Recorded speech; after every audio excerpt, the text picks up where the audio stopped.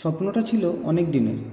আজকে সুযোগ হওয়াতে তাড়াহুড়ো করে ব্যাগ গুছিয়ে রেডি হয়ে বেরিয়ে পড়লাম বেনারসের উদ্দেশ্যে। চলে এলাম আমাদের দেউলা স্টেশনে। এখান থেকে বিকাল 5টার লোকাল ট্রেন ধরে আমরা পৌঁছে যাই শিয়ালদা স্টেশনে। আমাদের আজকের ট্রেন 22587 অমৃত ভারত এক্সপ্রেস।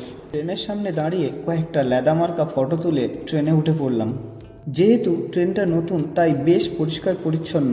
নির্ধারিত সময় অনুসারে সন্ধ্যা 7:30 ট্রেনটি রওনা দেয় তার গন্তব্য স্টেশন বেনারসের উদ্দেশ্যে। ঘুম ভেঙে ট্রেনের জানলা দিয়ে দেখলাম আমরা কাশী ব্রিজের উপর দিয়ে যাচ্ছি। এই ট্রেনটি কাশী বা বারাণসী স্টেশনে দাঁড়ায় না, কিন্তু আজ কাশী স্টেশনে দাঁড়ানোতে আমরা তাড়াতাড়ি করে নেমে পড়ি কাশী স্টেশনে।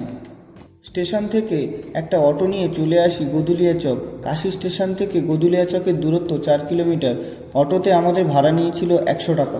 গদুলিয়া চকে এসে মন্দিরের কাছে একটা হোটেল নিয়ে একটু ফ্রেশ হয়ে চলে আসি মন্দিরের সামনে।